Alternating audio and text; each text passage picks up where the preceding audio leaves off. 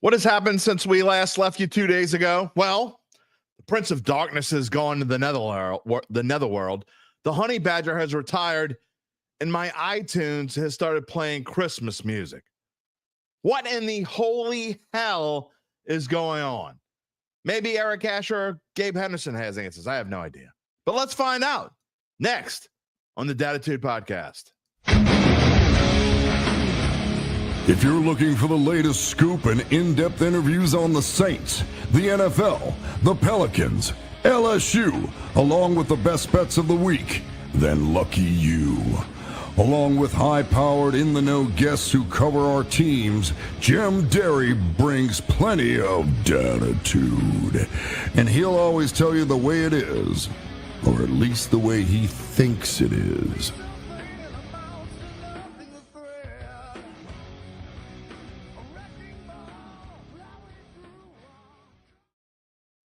Where you at, Dattitude family? R.I.P. Ozzy Osbourne, and Merry Christmas, everybody.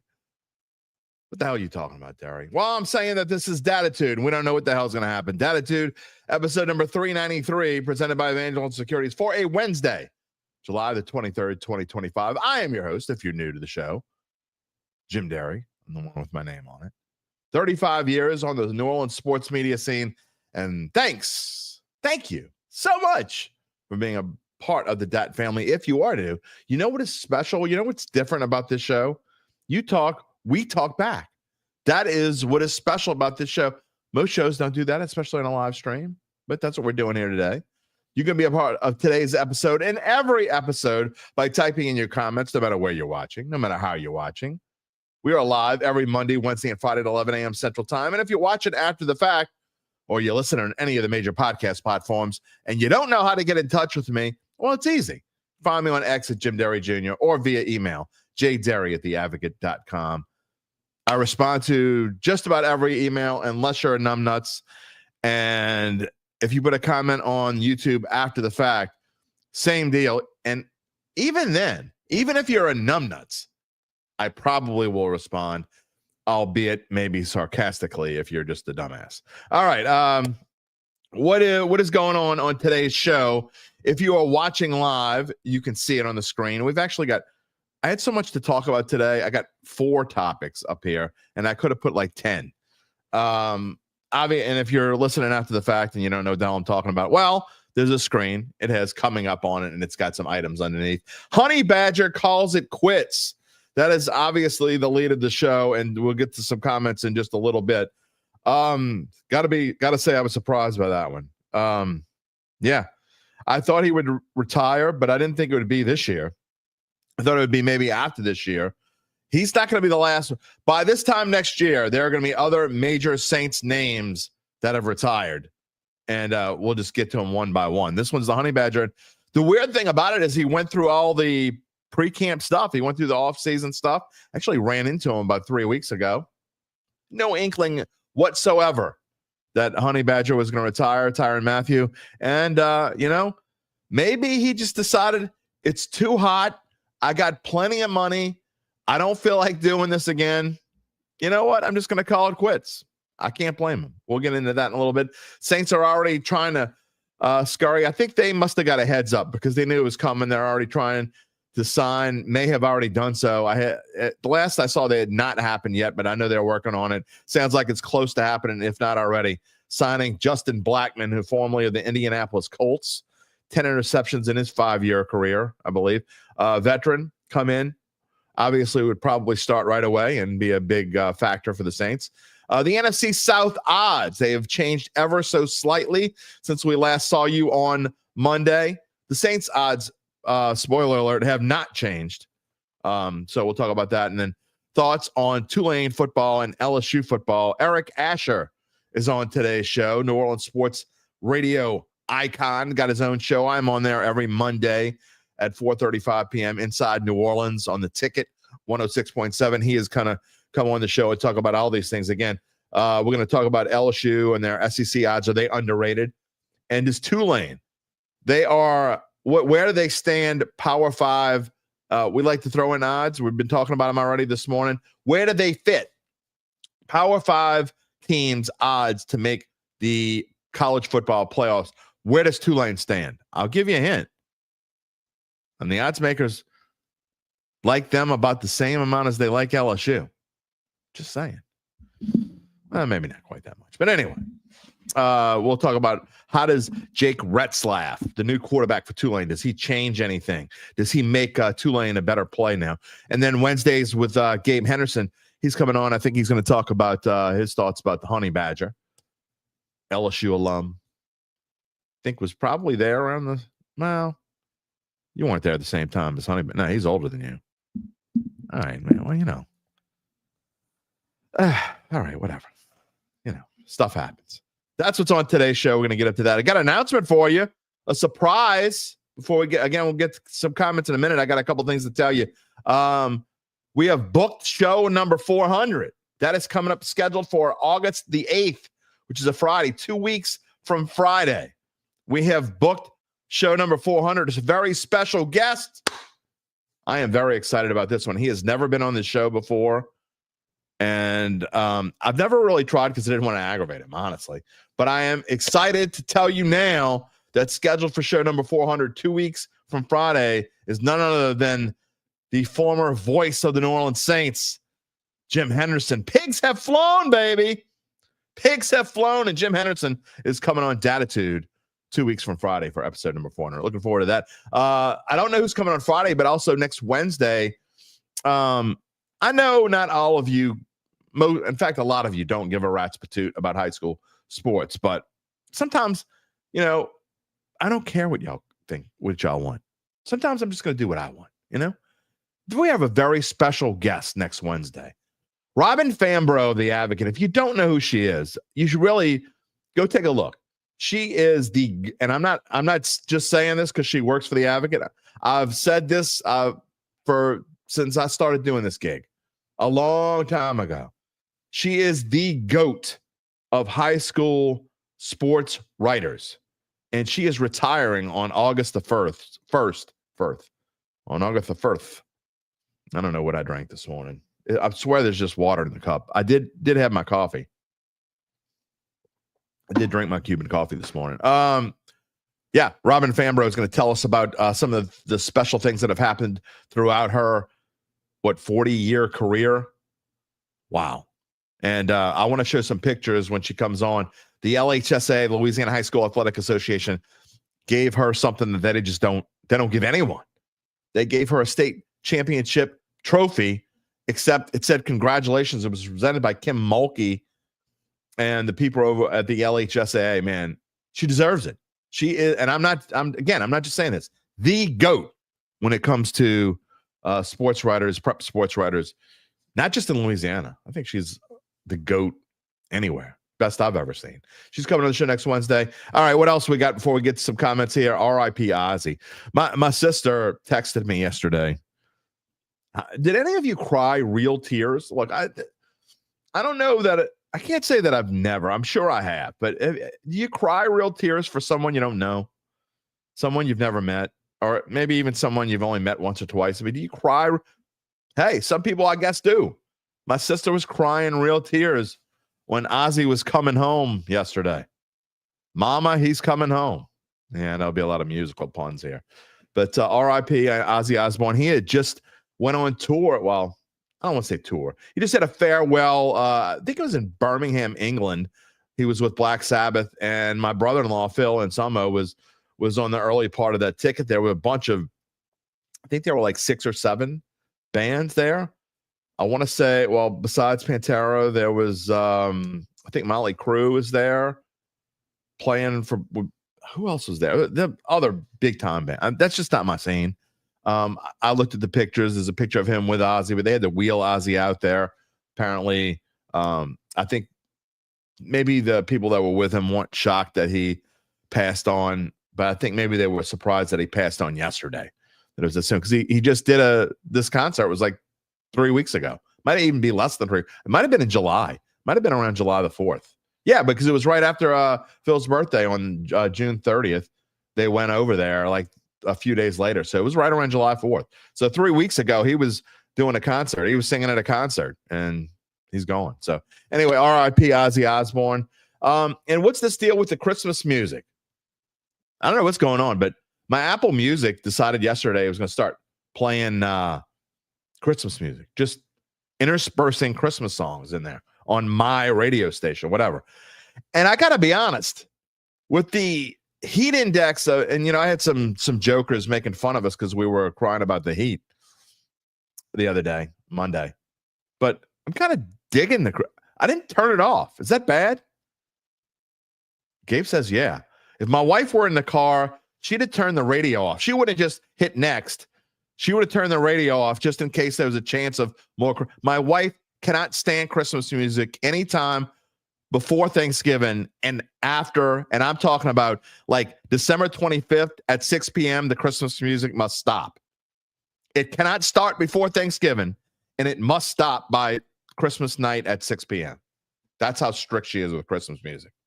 Me, I can listen to it all year, but I don't know. Maybe my AI friends were trying to cool me down. I'm telling you, I'm just kind of digging it. You can't get that upset about it. So I'll listen to it, Last Christmas, I gave you my heart, and you just stopped watching Dattitude and really pissed me off. Whatever. One other thing, two other things before we get to the comments this morning. Again, Eric Asher coming on in about 8 minutes, so I got to get through this pretty quickly.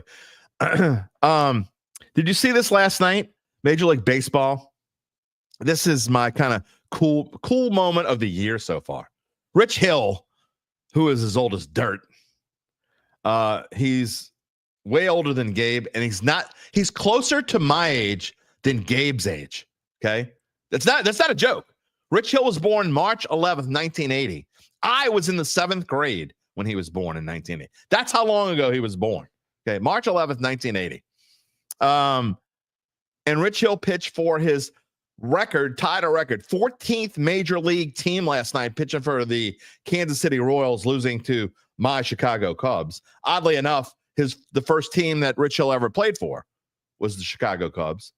Before Katrina, he pitched for the Cubs. I'm not in their minor league system. He pitched for the Cubs before Katrina. Gabe was 7 years old. He was drafted in the 36th round of the 1999 draft. 1999. He was drafted in 1999 in the 36th round by the Cincinnati Reds. Oddly, the Reds are not one of the 14 teams he has pitched for. And here's a little side nugget one of my good friends, Mike Prain, sent me last night off of the X machine. Here's a little to show you how old Rich Hill is and some of the oddities in baseball. Rich Hill faced Jamie Moyer. Do you remember Jamie Moyer? Gabe remembers him, so it's not that long ago. But Rich Hill faced Jamie Moyer. Jamie Moyer faced Hall of Famer Steve Carlton. Steve Carlton pitched in the same game as Warren Spahn. Warren Spahn faced Satchel Paige. Satchel Paige was a teammate of Bill Gatewood, who was born in 1881. So you don't even need to do Kevin Bacon. You don't even need to do 7 channels of separation or whatever the hell it is. How about that? Hill faced Moyer. Moyer faced Carlton. Carlton pitched the same game as Spahn. Spahn faced Satchel Paige. Satchel Paige, a teammate of Bill Gatewood, born in 1881. That is the oddity. That is the fun moment of the year so far. And it didn't hurt that the Cubs won 6-0. So I bring it up. Therefore, again, I know we got a lot of comments in the queue, like more than usual. So I'm going to start off, and I know there's a lot of this. I have not looked at a single comment, but there's got to be comments about this. This horrendous. You knew I was going to bring it up early. You knew I was going to talk about it. Obviously, we're going to spend a lot of time this morning talking about the honey badger. But this has got to be talked about. The Saints have decided to have an alternate jersey this year, and they are going to wear khaki. The Saints are wearing khaki jerseys. What in all that is right with the world are they doing? Hideous. And then not only that, they're modeling it with the black helmets, which I didn't think they were wearing the black helmet. I thought they were wearing the white. I thought they were wearing these. So what the hell's going on? Khaki jerseys. I can't wait to hear your comments They're not gold. I don't like gold jerseys in it. The gold jerseys are bad enough. They wore the gold jerseys that one time against Minnesota. Those were real gold, and they were ugly. This might be worse. Khaki. You might as well wear forest green. That's not your color either. Hell, wear purple. Who gives a shit? None of those things. Khaki's not your color. Neither is forest green. Neither is purple. Wear that. What the hell? Nobody cares. Apparently, some of the the Gen Zers, excuse me, like it. I don't know. Anyway, got to get to some comments this morning. I know I missed it. Eric Escher's in the green room. He's coming on in a few minutes. Rocky, good morning. Who Dat Nation? Charles Mangus. Yeah, Ozzy's going. Another one bites the dust. That's Queen, buddy. Freddie Mercury died a long time ago. Honey Badger retired. Blackmon, I don't think he signed yet. I think they're still working on it. Did he sign, Gabe, or is they still working on it? He did sign? Okay, Gabe said he did sign. Well, there you go. What else we got? Mark Gapsky. Of course you're here. You're part of the family. UBN, you knew he was going to weigh in on those jerseys. Let's go Vandy. Saints. They do. They look like they stole them out of the Vanderbilt locker room. If you're going to steal someone's college uniform, can you look like someone else other than Vanderbilt, Purdue, or Colorado? Lots of winning going on there. Really. Khaki jerseys. Get out of here. A-Town. It is a fine morning for a hot cup of triple chocolate, double caffeine Joe. And Dattitude on your TV. Well, I'll finish with the caffeine, my friend. I'm drinking out of my Pelicans cup. That's how desperate I am today. Silver Gator says, what is going on this morning? Life goes on without the honey badger. Indeed it does. We'll ask Eric what he thinks of that in just a minute. Gerard Semino, good morning. Earl's picks. We sure needed one more year out of Mathieu. My question would be there, why? Maybe for his veteran presence, but why? Really. It's not like he's going to make the difference between being in a playoff run. No. UBN, you're trying to rain or piss on my parade. I'm not sure which one. Just because I say Merry Christmas, does that get any cooler outside? I'm just saying I am not turning off the Christmas music, okay? If Apple Music wants to play Christmas music and make me think in my head for even 20 seconds that it's cooler outside than 197, so be it. I'm all for it. Cecil Evans, good morning. Happy training camp day. Lady of perpetual hamstring injuries, please watch over Kendra Miller during the first drill. Yes. Can Kendra Miller make it through the first day of practice without getting hurt? William, good morning. You're excited that Saints football is back. It's sort of back, and we're sort of excited.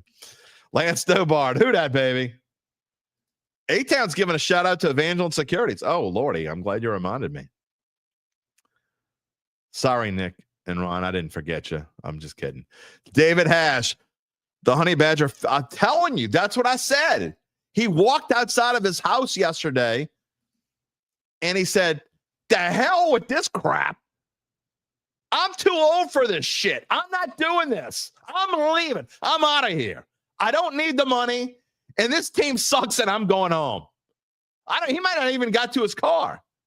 Or maybe he got in his car, he turned it on like, I'm not doing this. I'm telling you. It's very possible. Is it hot in Denver, JC? I don't know. We told you Jim Henderson for show number 400. A-Town wants UBN on show number 401. Dude, we're going to have enough of UBN during the season. Hakeem, big dog, is here. All right, we got more comments, but I got to get to the real part of the show. Not that y'all aren't important, because y'all are. But a lot of y'all are, saying kind of the same thing. We're going to get to you in just a minute. Gabe, by the way, says he was 13 in 2011, and he despises Christmas music at any time, even during the holidays. What are you, Scrooge McDuck? All right, I'm not going to call you. I'm going to call you Scrooge from now on. All right, before we get to Eric and the rest of the show and have more fun and talking about Christmas music and Ozzy and Tyrann Mathieu and khaki jerseys, Let me tell you about our friends at Evangeline Securities. Of course, they are a company that can help you decide if it's the right time to sell your family-run or privately held business. And just as importantly, they can figure out what that business is worth. If that's you, someone you love, someone you know, someone you don't love, whoever it is, as Eric would say, even tell your enemies. It's time to reach out to Evangeline's founding and managing partners, Nick Braden and Ron Emelt. They will start by scheduling a complimentary valuation from their offices, either on Poydras Street or in Lafayette. And from there, you'll be well informed to begin to make the decision on if you want to proceed. Who knows? After the valuation, maybe I can even get Nick to sing like Bing Crosby. Probably not, but there is more to tell, and we'll do so later in the show. In the meantime, you can check them out at www. Say that 10 times fast, buddy. www.evangelinesecurities.com. All right. Tyrann Mathieu. Who saw it coming? Eric Asher, I'm telling you right now, I think he walked outside. It's 96 degrees. He got into this car with the probably black leather interior, sat on it. His ass was burning fire. And he said, I just don't need this anymore. I do not disagree. And I'll take it a step further. He took a pay cut. So he got in his car. It was hot. He took a pay cut. He said, no way, Jose, I'm done. I think it's very possible. I really do. And so I know when I went outside. He shaved his head, right? I mean, he got rid of the locks. Okay, so he was ready for camp. And then all of a sudden he's not. So maybe the pay cut and the heat, and just decided, you know what? Enough is enough. But it was an incredible career. It was indeed. Adam Varner thinks Justin Blackmon is solid, and he is. And I mean, some people, I had some Facebook friends, Facebook acquaintances, whatever you want to call them. There were some people that were actually happy that the Honey Badger was gone. I mean, I think there are people, saying that he wasn't that great. And I think there are some people, NFL executives, and some people who are voting in the NFL Hall of Fame, which I think he's got a good chance to make one day, who disagree. But your thoughts on the career of the Honey Badger? I think an incredible career. I mean, again, you go back to St. Augustine. Again, what he did there, obviously, again, wasn't highly recruited. Ends up at LSU and becomes again a phenom. Honey Badger's born, one of the better safeties again that you've seen in the college game. And then, look, I looked the stats up yesterday after he announced his retirement. He's a little bit below some of the top safeties that are in the Hall in the Pro Football Hall of Fame. And he has a shot down the line here to get into the Pro Football Hall of Fame based on his career numbers. Yeah, no, I think that he has an excellent shot. He's definitely not a shoe-in, but I think he had a long enough career. I think he has, a lot of times, let's be honest, it is partly name recognition as well. And I think he has that as well. Okay. Yeah. Before we get into we're going to talk more about Tyrann Mathieu in just a minute, but I've got to ask you. I've been asking everybody what they think about the helmets, but I got to go into the jerseys first. Am I the only one who wonders why the hell the Saints are wearing khaki jerseys? I mean, when they were talking about having some sort of throwback as an alternate jersey, I was really hoping it was going to be the 80s Jim Mora black jerseys with the white numbers that kind of Archie first wore, and they wore for what, 15, 20 years. But no, they went to this jersey that they wore one time, and it's a very famous loss that they lost that game to the Vikings, and Dante Culpepper picked the ball up out of nowhere and just kind of ran through the middle and beat the Saints, and ended up kind of screwing the Saints out of making the playoffs in the long run. But all that aside, am I the only one that thinks this is khaki and not gold? I don't like them. I didn't like them back in 2002. I don't like them now. I don't know why you bring back a jersey that has scarred the fans with a 32-31 loss to the Vikings. I was hoping for, again, the throwback to the 67, 68 original jerseys. We've been begging for those forever. But again, supposedly Cam Jordan really wanted to play in these jerseys, and I guess they acquiesced in his last season as a Saint. They have nothing better to do but I guess if you're going to say goodbye to Cam Jordan, you might as well let him pick there you go. Rocky's saying the players love the uni chain. I don't care what the players love. They're not the ones paying to go to these games. Who cares what they love? Honestly, Tim Leach says these jerseys stink. khaki. I thought Saints colors. See, I'm not the only one. Saints colors are black and gold. Should have gone back to black jerseys with white numbers. See, Tim Leach is on my side here. You know? Yeah. I mean, I think it's a no-brainer to go back to the original 67 jerseys. Now, I'm going to be interested to see what's going to happen over the next few years, because this is, again, Nike's going to come up with it's called the rivalry uniforms. They've got a set of teams that are having this year, next year, the following year. It's over a 4-year period, and they're similar to, again, the city uniforms that we see in the NBA. So I would be interested to see what those look like. But, man, I really thought this was an opportunity to go back to the future, maybe grab those 67 uniforms, bring them back. But, they went to the Haslett era. Yeah, well, I'm just going to say sigh. All right, this is a long comment, but I'll read some of it. James Vancourt, who is basically talking about the Honey Badger. Says he feels bad that he came home to play for his home team. His time was wasted with Loomis, Dennis Allen, Derek Carr. I know you probably don't disagree, Eric. Tyrann retiring tells me something else as well, being that he doesn't have much faith in the team that we now have this season, which is very understandable. Your thoughts on that? Well, I don't disagree with that. And again, we were being a little bit funny, a little bit facetious again when we first started talking about the Heat. But again, when you're his age, when you've accomplished everything he's accomplished, when you're at the tail end of your career, you've taken a pay cut to stay on the team, and then you take a look at the landscape of the team and understanding that you're probably going out with a bunch of L's. Maybe it's not worth it at that point. Maybe it's not worth putting your body through that another year. Jim Derry here with Eric Asher on this Wednesday morning. Dattitude presented by Evangeline Securities. I thank Eric for coming on the show. I'm on his show every Monday afternoon at 4:35 p.m. or thereabouts, and his show is Inside New Orleans, and it is on The Ticket 106.7 every Monday through Friday, beginning at 4 o'clock, ending at 6 o'clock. Earl's Picks says about the Honey Badger, his locker room presence will be missed this year more than his play on the field, in my opinion. I agree. Yeah, and so do I. And again, he said as much last year, right? Again, and when I believe it was the year-end press conference where he talked about, again, that basically his skills were diminishing. He didn't play as well as he had played in the past. So he saw that. There's no doubt they were counting on his leadership. Look, they touted all off season, right? Jordan, Davis, Mathieu, again on the defensive side in the locker room, building this new culture with Kellen Moore and the buy-in you need to get from, again, your vets, especially, again, those leaders have been around for a while. So again, I don't disagree. Gabe Henderson tells me that Justin Blackmon had a PFF grade of 69.3 last year, and to put that in perspective, Tyrann Mathieu's grade was 60.5, so almost 10 points. What am I saying? Oh, I keep saying Justin. I'm sorry, Gabe. Thank you for the correction. I keep saying Justin is Julian Blackmon. I don't know why I got Justin. I think I got Justin Simmons on my mind. There you go. I think that's why I keep calling him Justin. So I had multiple viewers asking me about Justin Simmons before Julian Blackmon was the one that was signed. That's why I think I keep saying that. Anyway, thanks for the correction. Julian, I'm sorry, Mrs. Blackmon, for pronouncing your son's name incorrectly.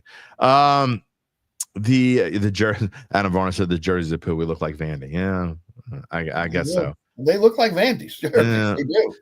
Brian Cavett says, EA, the man, the myth. He's not a myth. He's here. You can see him with that brick wall behind him. Tyrann was the leader in interceptions the last 3 years, and we stunk at turnovers. How few turnovers are we going to get this year? Is it under 10? I don't think it's going to be that bad. I don't know what we can. Again, new system, new coach. Again, we have to see again how these players are going to morph into this system. How much 3-4 they're going to play. I think it's hard to predict on again what's going to happen. I think they had to do what they did yesterday though, and going to get Blackmon, even though he wasn't on my bingo card. I threw out about 10 players. Mine either. Again, I will congratulate the New Orleans Saints on one thing. Again, I would have put not all the money in my bank account, but some of it. On the fact they would have went with someone they were familiar with, whether it was someone that played here in New Orleans previously, Von Bell, Marcus Williams, those guys were on, or guys that had played with Staley, again, at his previous stops. Those are the guys I mentioned on my show yesterday. I didn't have Blackmon on the list. Only guy I had outside of that was Ronnie Harrison, who played with him in Indianapolis.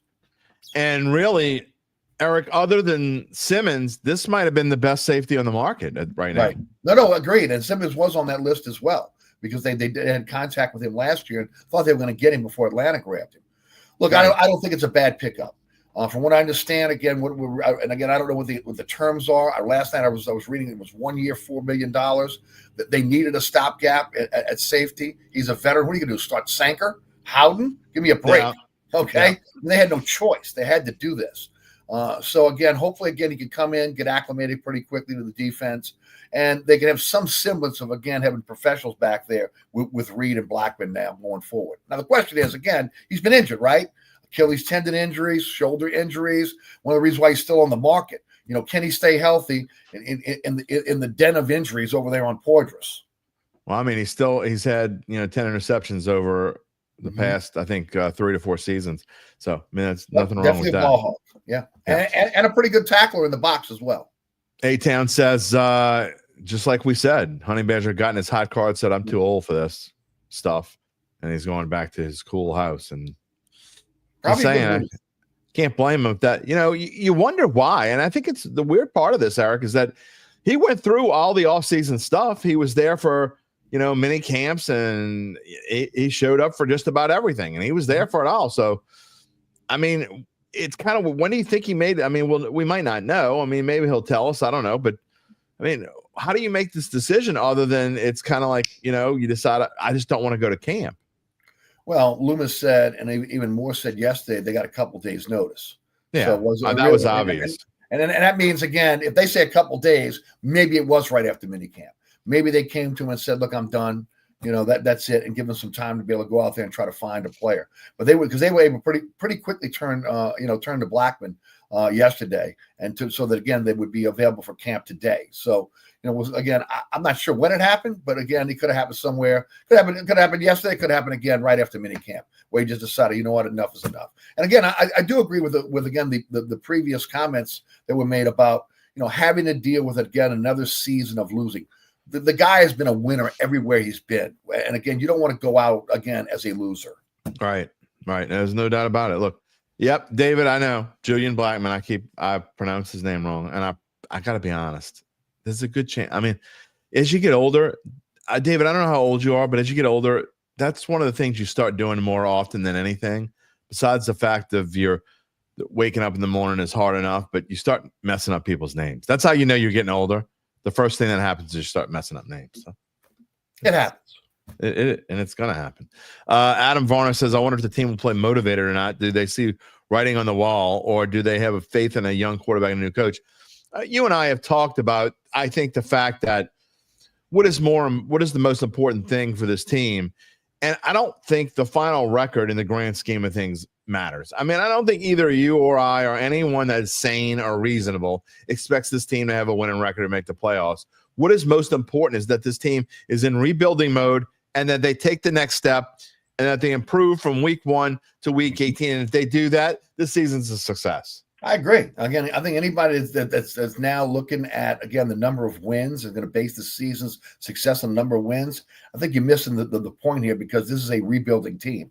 I think you need to get as many of these young guys on the field. I think you need to see what they have. They need to get experience. And again, you take your lumps this year again, and you hope that, again, you get a pretty decent draft slot next year, that you can get a nice class in. And again, you're taking the next step in rebuilding. And look, let's face it, whether it be Rattler, whether it be Shuck, whether it be Hainer and a coach and more, these guys need some time. Okay. And I think that the fans have to be patient. The Peyton era is over, and it's not going to be back for a long, long time. So again, those of us that grew up in the dog days of Saints football and understand what losing's about, prepare yourself. Yeah. I mean, that is the truth. I mean, I just don't think, you just got to be realistic about where this team is right now. And I think where they are is, they're going to be a 5-ish win kind of team. But again, as long as you see improvement from week 1 to week 18, then you got to feel confident about where they're going. Apathy says circumstances forced the Saints rebuild, not Loomis having an epiphany. Had certain guys not retired, Tyrann Mathieu, he would be chasing 8 wins. At least if you suck, you'll draft higher. I don't give a rat's ass about drafting higher, and I've made this clear. I think you try to win no matter what. I just don't think they're going to be able to. But I'd rather chasing wins. Yeah. So, but there's I don't know. We're going to have to see which ones of these quarterbacks as we get into the quarterbacks. That kind of leads me into the Shuck Rattler talk.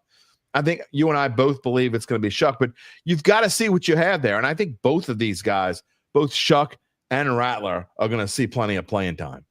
I don't think there's any doubt. And I do like what Moore said yesterday, and it's the only fair thing to do, that all three quarterbacks are going to have an opportunity to be able to work with the ones.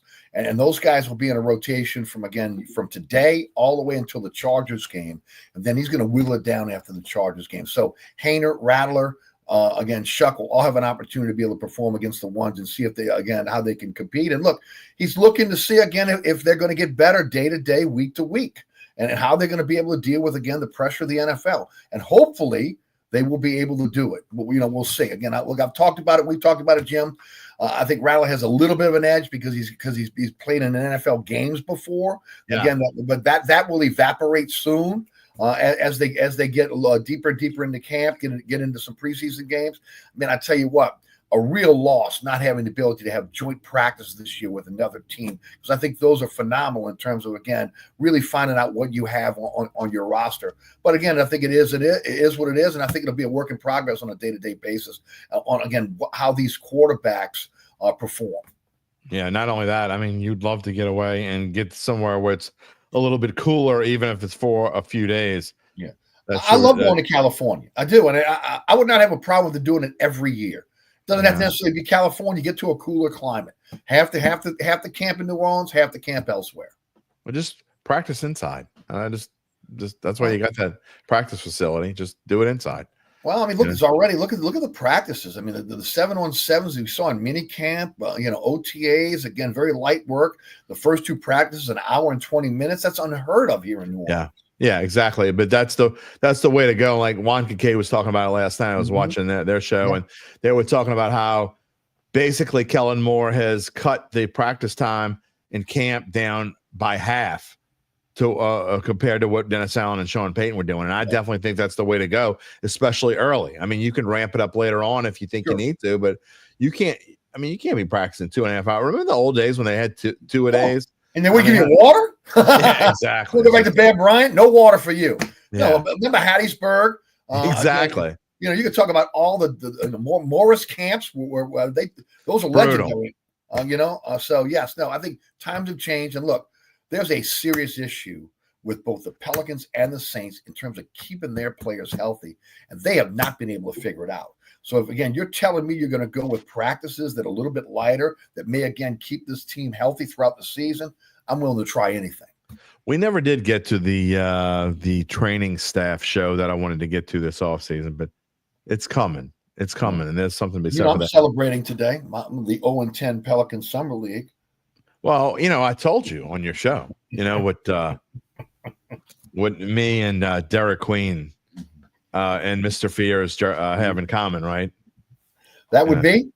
That would be that we all have the same amount of wins in Summer League play. Exactly. So exactly. Kind of like the coaches on the Saint staff, right? Which again, I got to give the credit. Where does that come from? Straight from Jim Derry.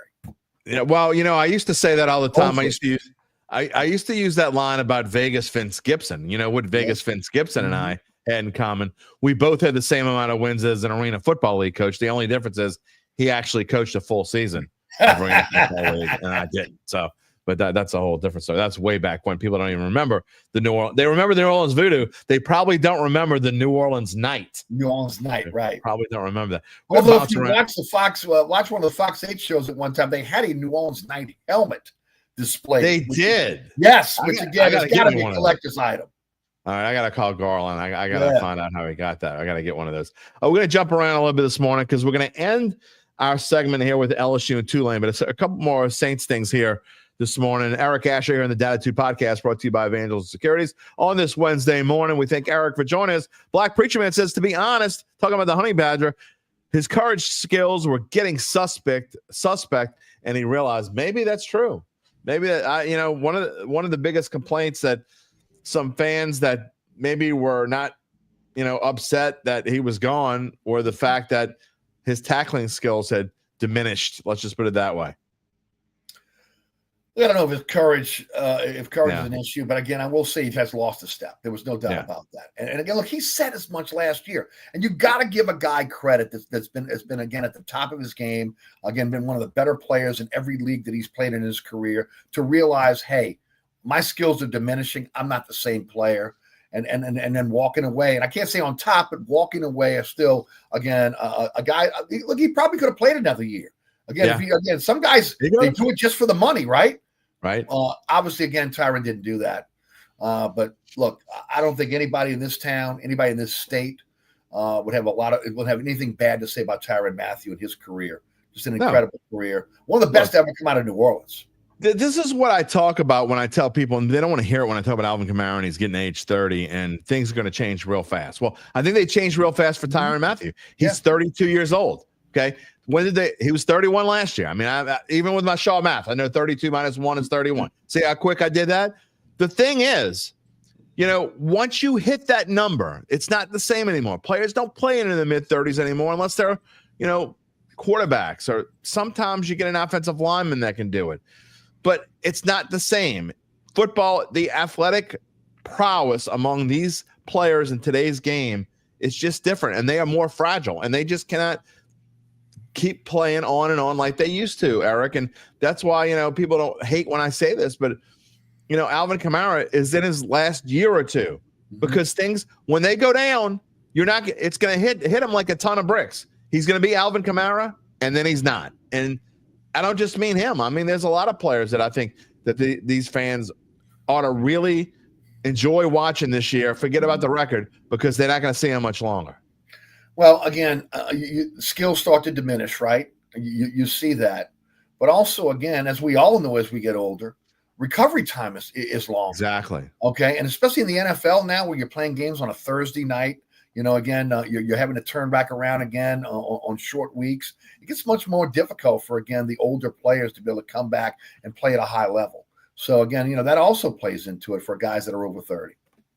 No, I absolutely agree.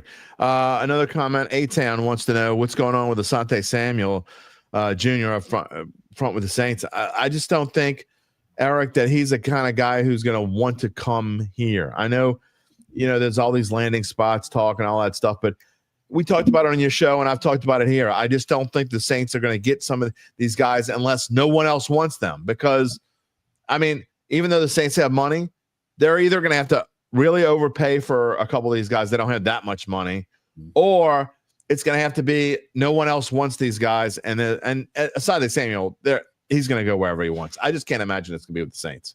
Again, you really have to like Staley and want to be playing under Staley again to come to New Orleans. And again, it's a rebuilding team. Guys like that are chasing rings. They want to be on a winner. They want to have a chance to get to a Super Bowl, get to postseason. That's not going to be New Orleans this year. Right. So, again, I mean, you really have to have an affinity for your coach. You want to play for that coach again if you're going to come here, or the money's got to be so much different, again, you just can't turn it down. For the Saints, their best deal is right now, get serviceable guys that can come in case there's injuries. You want to see these young players play. That's part of what you're doing right now. You're in a rebuilding mode. And then take that money and roll it over in the next year. Okay, what's wrong with, again, finally getting again over above the Mendoza line when it comes to cap? Right. Now, look, I'm not saying he won't sign here because obviously he visited here, and I think if he wasn't at least interested a little bit, he wouldn't have come. But I think the chances of him signing here are not great. But we'll see. I would agree. Black Preacher Man says he's remaining optimistic. Our schedule is easy. The problem is, and you and I have talked about this, that it's not just the schedule. If they had an easier open where they could potentially navigate and go 2-2 or 3-1. Like have a chance to do that. They have no chance to go 3-1, like zero chance to go 3-1. They have a very small, minuscule. If everything goes right, they could go 2-2. I think more likely is 1-3. And honestly, 0-4 is way more likely, I think, than even 2-2. Looking for, in my opinion, is progression, as we talked about before, because the back end of the schedule is much easier than the front end of the schedule, and hope that you get better as the season goes along. And again, a lot of that's going to be, again, with guys having an opportunity to get on the field and see what they can do, and hopefully getting better. But also, again, injuries, man. And that's been the big issue the last few years. Can you stay healthy? Yeah.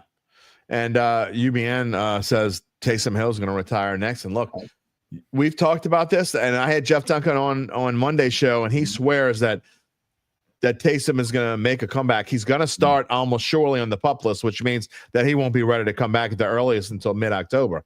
I just don't see, Eric, someone at that age. We talked about age.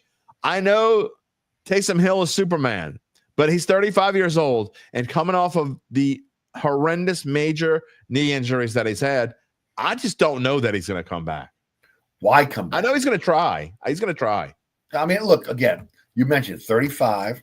Again, very injury prone at BYU, right? I mean, that's one of the reasons why, again, he wasn't, I believe it was, what pick was he? The third, fourth round, something like that? Was he that high? I don't think he was that high. I'm not even sure he was that high. I'm gonna look it up. I mean, he went on the little sabbatical with BYU, as they always do. And then, in my opinion, I don't think he's going to come back. I just think that, again, the physicality of the game, his age, I think he may try it, but I think much like Tyrann Mathieu, he's going to look around and go, I'm not the same player. Why put your body through that again at 35? You've made a tremendous amount of money as an NFL player. Again, you got a family, you got a life ahead of you. Why do it? No, I agree wholeheartedly. And he turns 35 on August the 23rd. Mm-hmm. He was, drafted. Well, let's say he was drafted. I'm trying to do this on live TV here. Oh, hell, I can't find it, as they say. But Gabe will find it for me. Gabe's going to find it. You're the man. Tell me. He always finds this stuff. Let's see. I wish I had Gabe. Don't we all? It's definitely a different show when he's not here. Let's see what else we got. David Hash says, get Taysom his 80-ish receiving yard. Yeah, he needs like 76 receiving yards to be the first player in NFL history to be 1,000+ passing, rushing, and receiving. Not only that, I think he would be something like, I don't know, it's even crazier than that. But if he can come back and get the number, great. But I'm with you, Eric. I just don't know why he would want to come back at this age. By the way, he went undrafted and signed with the Packers in 2017 as an undrafted free agent before arriving with the Saints. So there you go. You do need a Gabe. Yeah, and then look, remember, he got cut. They were trying to get him on their practice squad, right? And Peyton saw him and brought him in. And of course, who would have thought the vision that Peyton had for this guy and what he's been able to do? Yeah. I mean, especially a guy that was as brittle as he was at BYU. Again, for the most part in his NFL career, not a lot of injuries. Now, the last couple of years, yes, but before that, God, nobody wanted to get in front of that guy when he was going downhill. Everybody's trying to get them some Taysom Hill ever since then. They just can't seem to find him. All right, unicorn. Before we move on from Saints, I'm going to throw up the division odds there, and I talked about how they have changed a little bit since we were on the show Monday, and just slightly. The Bucks have keep people betting on the Bucks. They don't care what the money is. The Bucks it was straight up even money. Then they were -105, and then they're -110. Falcons have gone from +240 to +250. Panthers from +370 to +380. The Saints have remained at +1400. But that just goes to show you the odds makers' opinion of these Saints, Eric. The fact that they're in maybe the worst division in football. I mean, it could be the worst division in football. I think it's been overstated, I guess, that they're the worst division in football the last couple of years because they've actually been a little bit better than I think some people think. Not great by any means, but regardless, to be 14-1 in a terrible division just goes to show you how bad they think you're going to be. Well, it starts with the quarterback. You have no experience there, and the experience you have is an offer. So, right. Again, anybody that's put their money down, the first thing they're looking at in the NFL is what's your quarterback situation. Exactly. And Tyler Chuck. So before this will be the last thing we talk about Saints before we move on, because I want to spend a couple of minutes on LSU and Tulane. But your thoughts on Chuck and Rattler? I think you think the same as I do. It's got to be Chuck, right? Unless Rattler is just that great, or something happens to Chuck, or Chuck just stinks that bad. I mean, if you're Kellen Moore and you drafted a guy with the 40th pick of the draft, you're not gonna start some another coach's guy that was picked in the 5th round and went 0-6 over your guy, right? Right. Well, I would say this. I do think when you're establishing a culture, again, that all players are looking to see, again, how players are being treated in terms of, again, how they perform. So, again, all this talk that Chuck's the guy, and because Chuck's the guy, he was drafted, he's going to get the tip of the cap there. I think it's an open competition. I believe what Moore says.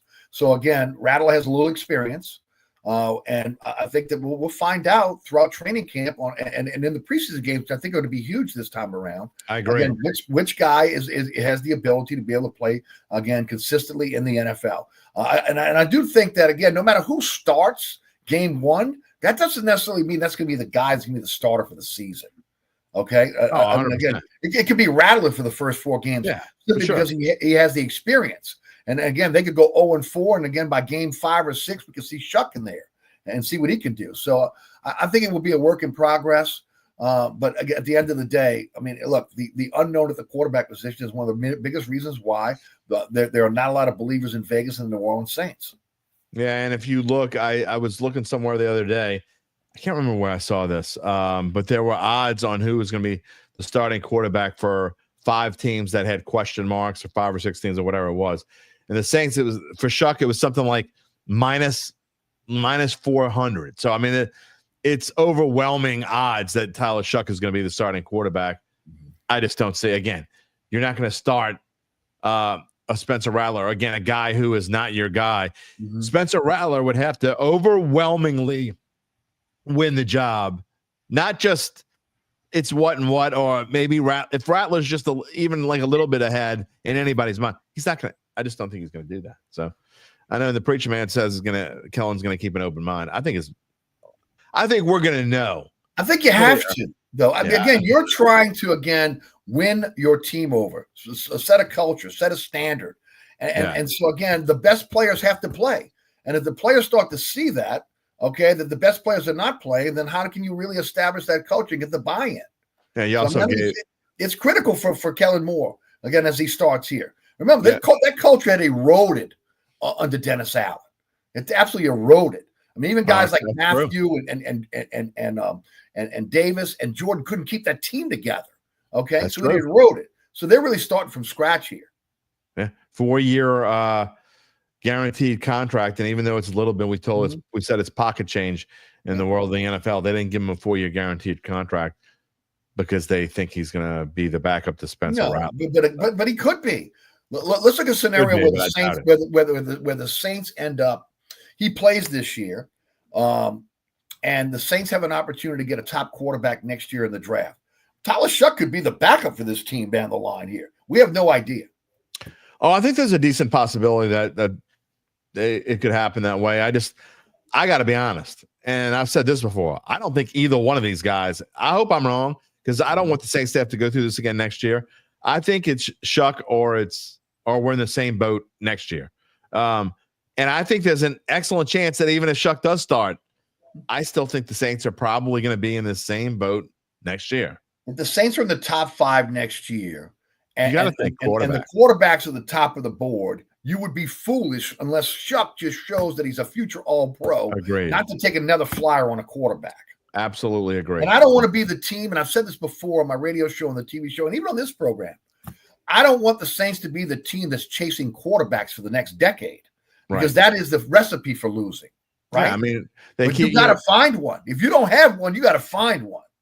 People keep complaining about how they have to keep drafting offensive linemen in the first round because they don't always take the right one. Well, it's even worse if you got to do that with quarterback. Yeah. There's nothing worse than having to keep taking quarterback. So it's only one.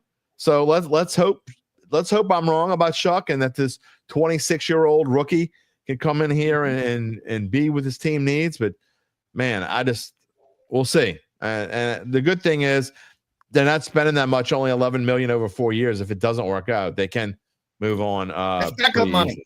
That's backup money. Yeah, exactly. Right. Earl's Pick says he hates how they set up our home and away games this year. Didn't make it easy for us. I'll tell you what I do hate when we talk about schedule, and I don't have this. Usually I have a sheet with the schedule on here, but 4 of the first 6 games are at home. The first 4 games are maybe the toughest 4 of the entire season. But after that 6th game, Eric, you play that 6th game that's at home, I think, against New England. You play the Giants in New England. I don't remember whether it's New England first or the Giants first. It doesn't matter. But after that 6th game, which is like October 11th or something like that, you only play 4 home games the whole rest of the year. They've taken a quote-unquote easy schedule and made it as hard as they possibly could. I'm looking at the schedule right now. You're 100% right. It is the Giants and then New England. And you're right. I did not, again, when you look at the schedule, the home games are scattered throughout the rest of the season. So, and again, for a young team that needs to be home, they have hopefully the home crowd behind them. That doesn't help. That definitely doesn't help. I agree. All right. Let's move on from the Saints before I let you go. And by the way, if you're watching, we're going to get some more comments after Eric leaves us. We're going to come back and talk to the Saints. Gabe wants to talk about the Honey Badger a little bit. And so we will finish this show today talking about the Saints. Lastly, before we move on, Earl says also, even if Rat starts, Shuck will definitely be the starter for this season. I absolutely 100% agree. Barring injury, I would put Tyler Shuck's number of starting games this year, the over-under at about 13.5. Okay. And I would probably take again, barring injury, and I would probably take the over. If somebody said it at that, because I think he's going to start week 1, but we will see. All right. Just a couple things real here, talking about LSU and Tulane and bringing it up. And the odds on LSU, I think, we asked the question, of the Tigers underrated? And you look at these numbers, and if you can't see the screen, you listen to the show after the fact on the podcast platform. Texas is 2.6 to 1, Georgia 3.4 to 1, Bama 3.9 to 1 to win the SEC. LSU is 8 to 1. They are 4th in the SEC. And if you're a betting person or you want to put a couple bucks on them, Eric, I think the Tigers are underrated. I think they have a good chance to make the playoff. They're, I think, plus 125, which means they're a little bit higher than even money. You can make a little bit of a profit on them if you think they're going to make the playoff. But I don't think Nussmeier's getting enough due, and I think the defense is going to be a whole lot better this year. I do agree with you. I think they're underrated. I think a lot comes down to, again, what happens in week 1, but it's not the end-all, be-all. See, I think the reason why I don't like this game against Clemson week 1 is this year is because, again, of the turnover within this roster. I think you need time to gel, and I think this team will be better as we get toward the middle to the end of the season than they will be, again, right out of the box against Clemson. Because I think, again, it's really tough to be able to take a team that, again, you're really kind of putting together in the transfer with all the turnover they had, and to be able to go up to Clemson and to be able to win. With that said, I still think that, again, with the way their schedule sets up in the SEC, the players they have on this roster, when they gel, they're going to be one of the top teams in all of college football. Yeah, no, I agree wholeheartedly. Corey Atkins is excited because Trey Holly headed to Southern. He's going to be a walk-on over at Southern. The former LSU running back is going to be a Southern Jag. So we'll see how we hope Trey Holly does well. He's going to tear it up, and then he's going to be back at a Division I school. It won't be LSU the following year. Yeah, no, it may be back at LSU. No. You never know. But no, he'll tear it up there, and then somebody's come a calling. He'll get some NIL money somewhere else. Your thoughts on Garrett Nussmeier and if he takes that next step? I don't necessarily. I know he's a Heisman candidate and he's either second or third in the Heisman odds. I don't think he's necessarily in that category, but I do think that he takes the next step. He's got to be a little bit more mobile. They got to let the reins go on him. I think they were afraid to let him run last year. I don't think it was Nussmeier. I think the coaching staff put on him, we don't want you to run the football. I think they're going to have to let him go free. Yeah, they have to. And again, I agree with you. I think last year they were worried about there was nothing behind him and he had to be on the field for them. Again, decision-making as well, quicker decisions. Look, there were some games where he just made some horrible decisions and put the Tigers in a hole. So decision-making is going to be one thing. The mobility, he has to be, again, willing to run and be able to take what we saw with Jaden Daniels. He's not the athlete that Daniels was. Right. Again, the ability to be able to, again, make the defense have to be able to prepare for him to be a running quarterback as well. And look, also, again, getting on the same page with the receivers. They have that receiving room is just full of talent. Again, the question is, again, now being on the same page.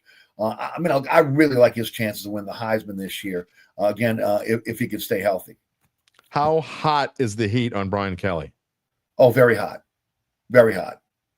And even though I don't believe the Nick Saban rumors that he's coming back to college football again, but very hot. I think the only saving grace on him is the way the contract is structured. But again, we know what happens in Louisiana. If the coach is on the outs, some millionaire or collection of millionaires will come up with the money to buy him out. So, yes, I think that, again, it is playoffs or bust for Brian Kelly this year. Lastly, before we let you go, since we we didn't really get a chance to talk about it on your show the other day, but Jake Retzlaff, Tulane Green Wave have themselves a new quarterback, BYU transfer who didn't fit into the honor code at BYU, which is not, that's very easy to do. They would have kicked me out they would have kicked me out before they let me get in. I would have never made it in either. Exactly. So anyway, nearly 3,000 yards passing for BYU. Now going to be a member of the Tulane Green Wave. We got the odds on the screen here. The non-Power 5 teams to make the playoffs. Tulane is second at plus 750, which means 7.5 to 1, behind Boise State, which is almost 2 to 1, basically plus 190. Do you think Jake Retzlaff changes things for the Tulane Green Wave and gives them a chance to make the playoffs? I think John Summerall does. Again, there was a relationship there. Obviously, again, coming out of camp, he didn't feel good about the quarterbacks. He goes out and gets Sullivan and then still goes out and get Retzlaff. So, again, to me, yes. And look, what I like about him is not just his arm strength, but I like his mobility. And again, that was something the other quarterbacks were lacking. Sullivan's got some mobility there as well. So, again, you bring in a guy that's got some experience. Again, look, they won 11 games at BYU last year in the Big 12 and shocked the country. So this guy, again, he could play. And the fact that you could get him at this late date, again, is a coup for Summerall. But let me say this. Much like LSU, Tulane's got the same issues here. You're talking about a huge turnover in this team, okay, because of the transfer portal. Summerall went out and got some really good players. How quickly can those players gel? That's going to be the key for Tulane going forward. Look, they start off with Northwestern, 11 a.m. and at a hot Yeoman. Again, that's not going to be a gimme for Tulane. But again, as you go forward, I think Tulane's got a good chance to get into the playoffs, especially now that they've got this quarterback, and if this quarterback can stay healthy. But again, like LSU, there's going to be a transition period in terms of gelling as a team. No doubt about it. I'm going to leave you with this. I love that jersey. No, you don't. I really don't. I mean, khaki. Come on, man. I didn't like it when they came out with them originally. No, they were, and that was real gold. This is. Now, do you like the white helmets? I do. This is what I'm ho hum. I'm meh on them. Okay. Yeah, what I do like is I like the old Saints gold. Oh, that I do like. Yes. Which won't match, by the way. If they wear that with this, they don't match whatsoever. No, supposedly they're going all white with the color rush jerseys and the helmet. Okay, wow. So they'll be looking like an ice cream man. Man, just more fuel for the fire. When you're a 5-12, 4-13 kind of football team, that's the kind of stuff we talk about going into the season. Well, when I was a little kid, they used to have the guy on the bike riding around the neighborhoods with the ice cream, and then of course the good humor man. Now we got the guys in the vehicles. So, they'll look like, they're serving some ice cream on those days. Who needs the good humor, man? That's what you have me for. All right. Tell everybody where they can find you, Eric Asher. All right. Weekdays, 4 to 6, 106.7 The Ticket. You can listen live at ericasher.com. We have an app, 106.7 The Ticket app. If you're out of town, you want to check out the show at the station, you can check that out as well. Catch me on TV on award-winning Inside New Orleans Sports. That is on Thursdays at 6 o'clock, 6 to 7. That's on WLA TV, 9 o'clock on Friday night on Pelican Sports Television, 10 o'clock on WLE, always at ericasher.com, always in the WLE TV YouTube channel, and at Eric_Asher on X, Eric Asher on Facebook, Inside New Orleans Show on Instagram, and also on Threads. That's the whole deal. Threads? What's Threads? That's a new one I had to pick up. Man, let me tell you something. Social media. Threads? Yes, Threads. Yes. Is that I'm not on Blue Sky yet, but I am on Gabe, Threads. do you know what Threads is? I guess I'm behind. Come on, man, get with it. You can teach an old dog new tricks. I got kids, man. They got to stay hip. Hip. The only thing I know about hips is I might need a new one soon. I need another social media platform. Yeah, exactly. All right, Threads. I'm gonna have to look into that when we go. You ought to see me after shows posting all this stuff. I mean, come on. I mean, again, on multiple platforms. So. I will talk to you Monday, my friend, every Monday at 4:35. I am on 106.7 The Ticket with Eric Asher. We'll talk to you then. Thank you for taking time on this Wednesday morning. Thank you. And we'll get you back on the TV show as well very, very soon. Thanks. And again, to your audience, fantastic audience. I've always loved coming on the show. Thank you, sir. We'll talk to you soon. All right, guys. Eric Asher, everybody. New Orleans radio icon. Gabe Henderson says it's Instagram's version of Twitter. Nobody uses it. Okay. Well, maybe I'll use it. I don't know. We'll see. I don't know. I got enough things to do. Charles Mangus, we'll see you on Friday. Got a doctor's appointment in Lake Charles, Louisiana. Be safe. Make it good. All right. We got about, 15 minutes left in the show. We've been doing good at staying under I've been trying to stick between 120 and 130. We've been doing pretty good with that as of late. Gabe's coming on in just a minute. I'm going to get his opinion on. He's going to talk about the Honey Badger, but I'm going to give you Gabe, do you even know any Ozzy music? Did you do Ozzy? Okay. He's in the middle of this album, this, I don't know, multiple hundreds of albums they're listening to, him and his buddy. And they're reviewing all these. You got to ask him. That's going to be the first question. I'm letting you know. That's the first question I'm going to ask you. Ask is Ozzy on the list. First, though, we told you earlier we would let you know more about how Evangeline Securities can help you figure out what your family-run or privately held business might be worth and whether it's time to sell and whether you just want to go off to the beach and listen to Christmas music for the rest of your life. I don't know. How do they do it? Well, after their complimentary valuation of your company, which we told you about earlier, if you decide to proceed, native New Orleanians Nick Braden, Ron Hemelt, and the folks at Evangeline will begin an extensive auction process among established private equity funds from around the world, and they will maximize the return for the founder and his or her family. Evangeline Securities is the top producer on their platform. There are very few companies like them in this area, and none, and I mean none, go find one, I dare you, none with their dedication and success. They are fully licensed. They're ready to serve you. So get in touch with Nick and Ron about what's really important, and it sure as hell ain't khaki jerseys. What's important? The rest of your life. You can find them at www.evangelinesecurities.com. Get your Saints comments in now or forever hold your peace. Before we get to Gabe, I want to remind you, subscribe to the Dattitude YouTube. We have, all I had to do, I guess, was complain a little bit. Was it Friday or Monday that I think it was Friday I complained. And since Friday, we had gone on with a trickle. And I know it was on vacation, so that's why the subscription numbers went down. But since last Friday, and we had Mike Detillier, we had Jeff Duncan, Eric Asher, we've had a good week, a really good week. So keep them coming. Tell your friends. Tell everybody. Go find YouTube on Jesus. Go find Dattitude on YouTube. Subscribe, click the little bell, If you haven't done it already, give us the thumbs up. It's not doing it. Doesn't do it anymore. If you're a regular watcher of the show, you know what I'm talking about and why I keep doing this. It won't do it anymore. I can't get it to.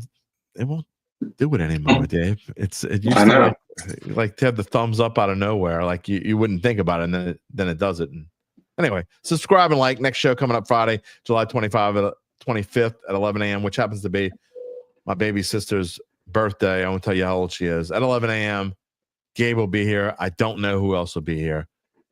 Gabe's here right now. It's Wednesday with Gabe Henderson. What's up? Nothing. Just getting some MLB previews knocked out.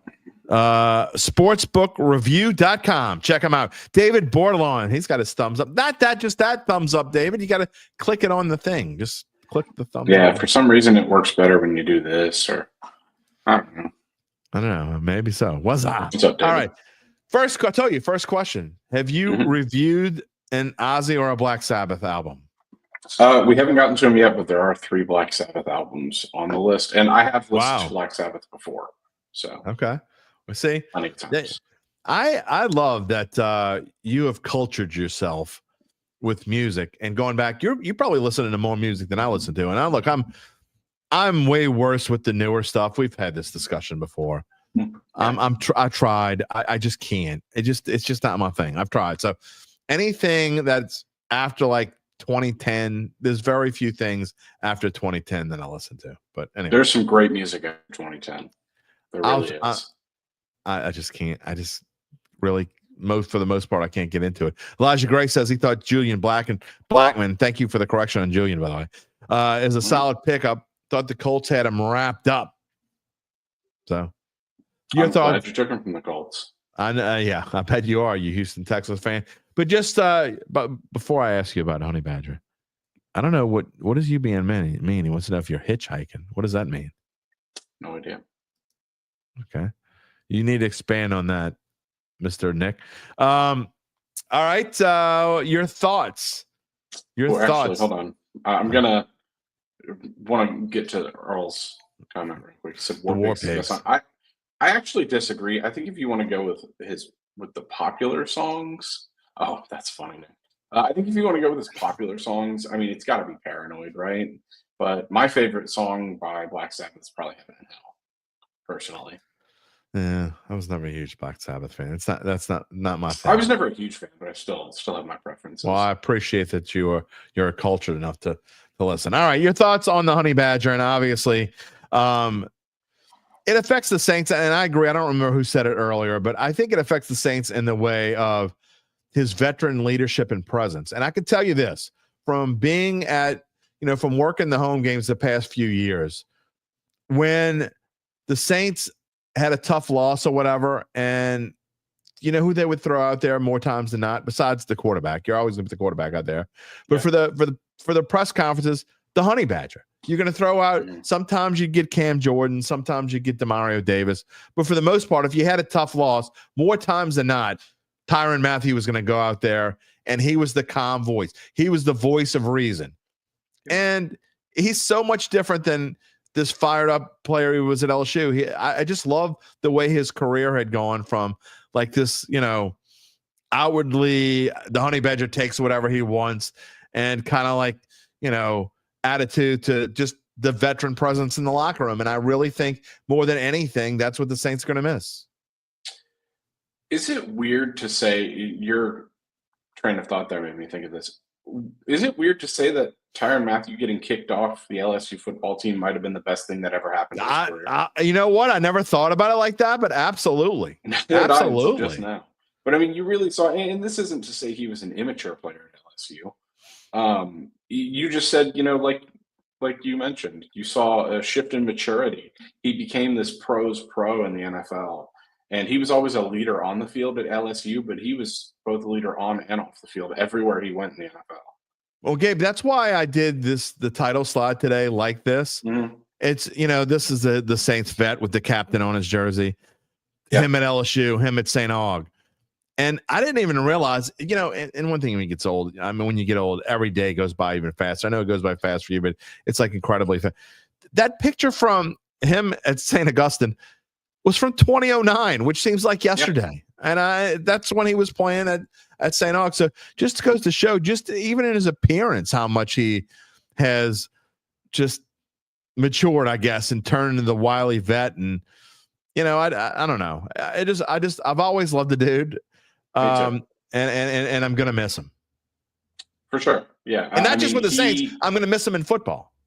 Yeah, I don't think he'll leave football. I think he'll be around in one capacity or another, whether it's coaching high school or coaching somewhere in the league. I mean, he knows the game way too much, and I think he cares a lot. I think he really wants to be that mentor to younger people and give back to the game that gave so much to him. But I don't think there is a player, and I don't know if there ever will be, at LSU that I have loved more than Tyrann Mathieu. And that's someone Why is that? There. He was just so fun to watch. Yeah. I mean, I get it. Joe Burrow was electric. The whole 2019 team was awesome, especially for someone who was at the school at the time. But there's just something different about Tyrann Mathieu. The way that he played the game, he impacted the game more than any player I've ever seen at a position that's not quarterback. Yeah. No, I agree. Be it from his takeaways in the defensive backfield to his punt returns. I mean, he was must-see TV. He really was. I mean, I just retweeted this. Someone put out there that Tyrann Mathieu's college highlights are up there with the Tavon Austins and the Reggie Bushes of the world. I mean, he's a walking highlight reel, and he played with so much passion. He played with just so much aggression that it was so much fun to watch. my absolute favorite player in LSU history. I think he always will be. Is he a Hall of Famer?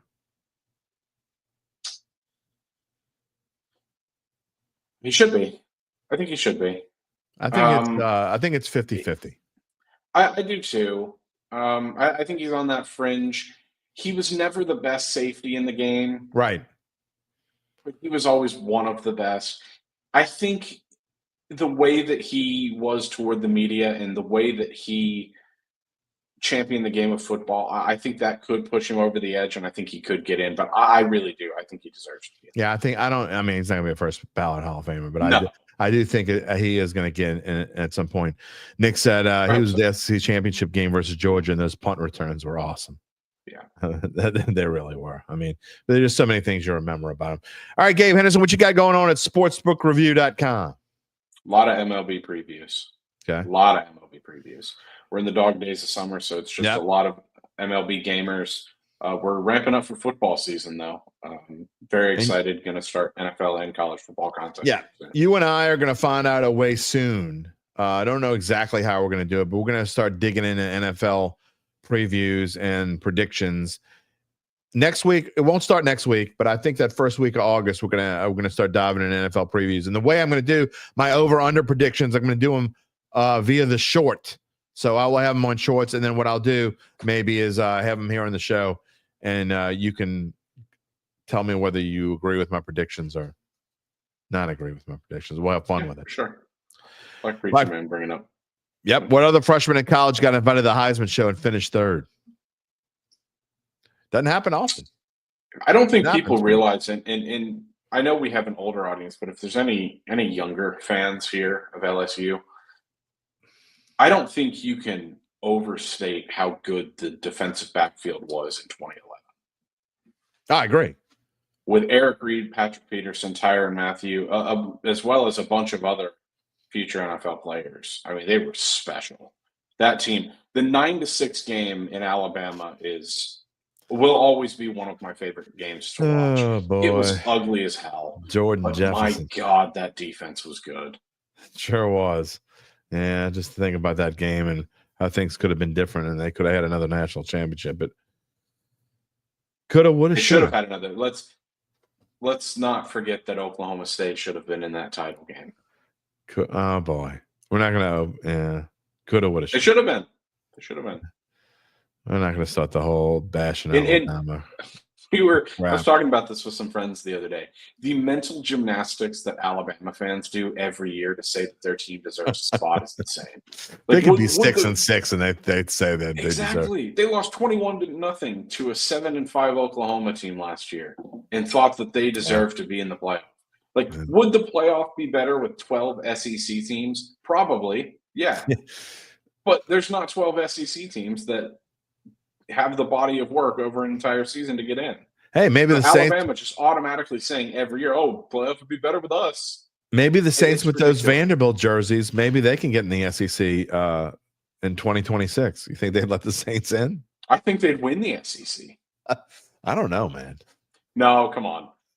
Don't start this. The whole NFL versus the worst NFL I know, I'm team kidding. versus the best college team. That's always crazy. You think the Saints would you think the Saints would smoke Texas?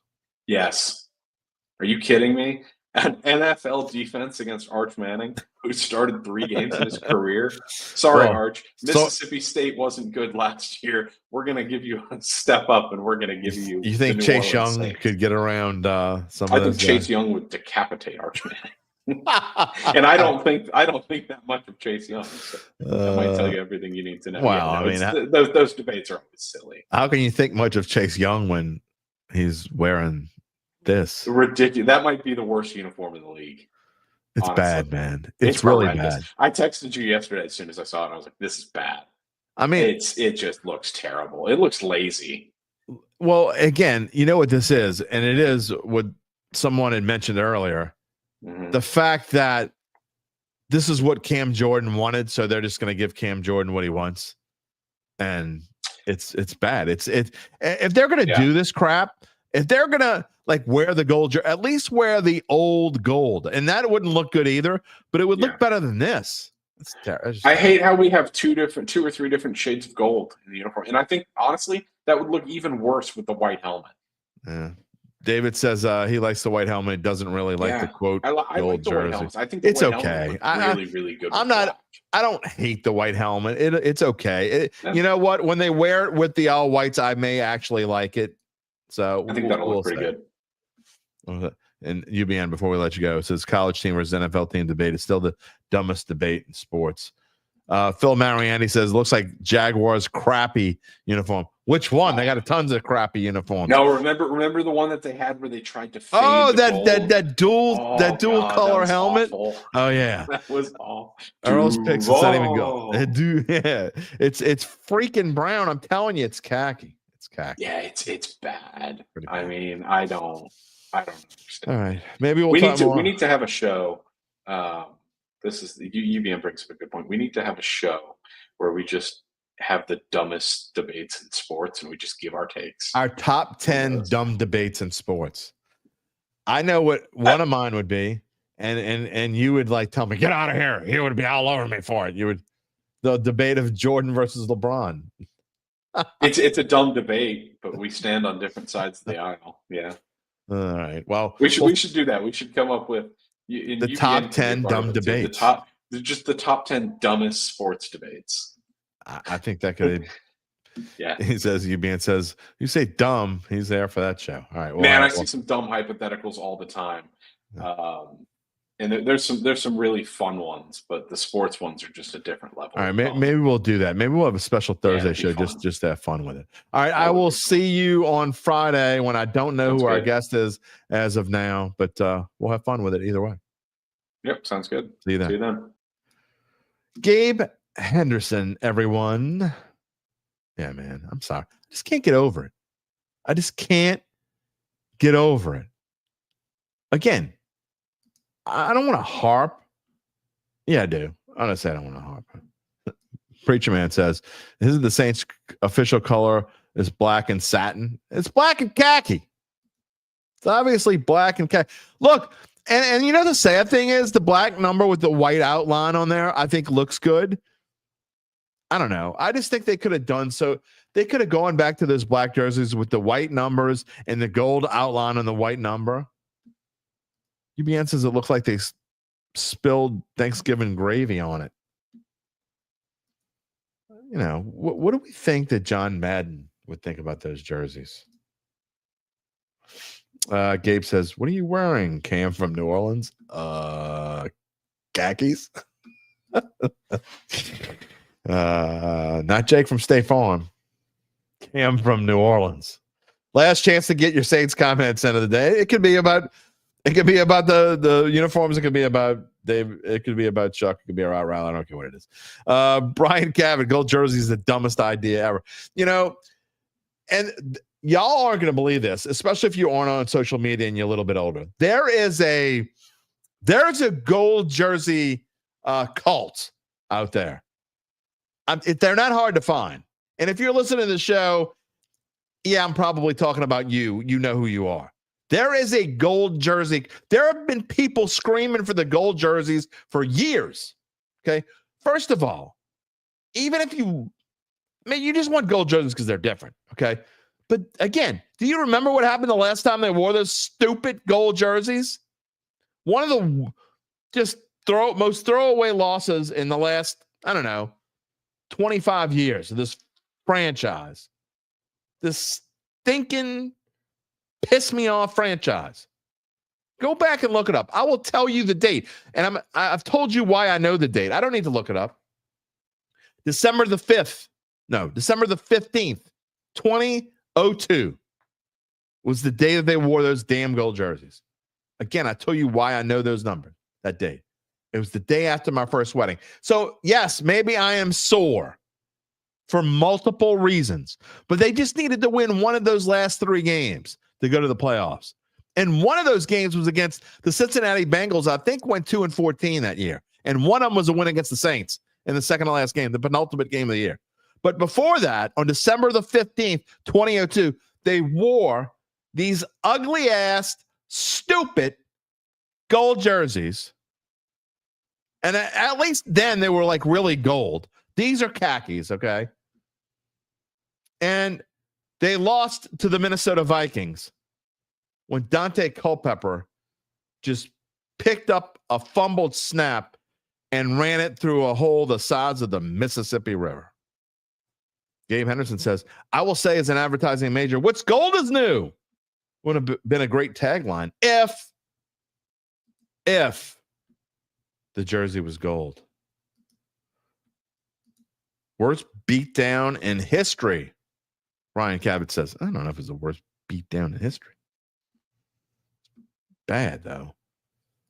Earl's pick says if it was gold, it wouldn't be as bad. No, but it would still be bad. Phil Mariani says he prefers the throwback uniforms. Exactly. I thought that's what we were doing. I thought we were going to have a throw. It doesn't have to be the problem is, and look, for the most part, the Saints have not had massive changes in their uniforms since they started. They've had changes. They're not all subtle. Some of them are significant changes. But in the grand scheme of things, they've kind of gone back to their past. They wear the gold jerseys. They wear the black jerseys with the gold numbers like they did back in the day. They don't have the stripes in the sleeves. But still, they don't go to that old gold. They need to go back to the old gold. They keep getting closer to khaki than the old gold. David Bordelon. He has a gold Deuce number 26 jersey. Preacher Man says, doesn't Channel 8 show black and gold, title black and gold? I think they do, but my first show ever was back in 2015. You could still find it. I think I have them on my personal page as well at Jim Derry Jr. if you want to go look. But you could find them if you do a search for black and gold today, Jim Derry. Some of them are still on YouTube. They're funny, man. I'm going to have to make a clip of those. But yeah, black and gold. That's not black and khaki. All right, enough of that. That's all we're in today's show today. We're going to end it with this. Earl's picks. Oh, Cam, you want gold? Okay, here's no problem. Here's brown. UBN wants to know if my header is gold or khaki. You want to know something? The gold that is on this, the border here, and the gold that I use, I literally in Photoshop took, and when I first started doing live shows, and I have not changed it, I use the gold that they use. I literally, and I hate saying that, and I'm sounding like my kid now. I put the pin drop over gold somewhere on their uniform, and I got this gold, and I've used it ever since. So if you're wondering where it comes from, that's the color gold that they've used. Does that make sense? No? Okay, well, you'll have to figure it out over the next couple of days because it's time for us to go, boys and girls. That is going to wrap it up for us on this Wednesday. I want to thank today's guest, Eric Asher, Gabe Henderson, and you. You are always our guest. You're not just guests, you're family. We hope you can join us next on Friday when we will welcome in someone. We don't know who yet. Working on it. Haven't got it done yet. A reminder again, show number 400, 2 weeks from Friday, August 8th. Jim Henderson, Pigs Have Flown, the longtime voice of the New Orleans Saints, will be on the show for show number 400. I am so thrilled about that. I am pumped. Look, some of y'all are fanboys about different, like if you ran into Drew Brees or Sean Payton or whatever, like to me, that's how I feel about Jim Henderson. It is true. Jim Henderson has been around since I was a kid, a sports anchor, obviously, at Channel 4, and then the voice of the Saints, I think starting in what, 85, 80, I got to look it up, 85, 86, whatever it was. I was in my teens when it became the voice of the Saints. So anyway, we're going to talk to him mostly about the past. I will ask him about the future a little bit, but we'll have fun with it. A reminder, and I keep forgetting to go to this slide. Gabe, from now on, if I start saying bye-bye and don't go to this slide, just click on that slide for me. I forget. You got to know to subscribe. You got to know to like. You got to know to click the little bell, all that stuff. And you can see it here if you're watching. If you're listening, you probably don't know what the hell I'm talking about. There's a slide up right now, and it says the next show is Friday, July 25th at 11 a.m., and it asks you to subscribe and to like. So a reminder to subscribe to our Dattitude YouTube page. Click the little bell to receive notifications when we go on the air live, which is every Monday, Wednesday, and Friday at 11 a.m. Central Time. You can also find us wherever you get your podcasts, including Apple, Spotify, and many more. Great show today, everybody. And find a replay of this show and every other show on NOLA.com/sports. You can find me on, I don't know where you can find me. Bet.NOLA.com. That's it.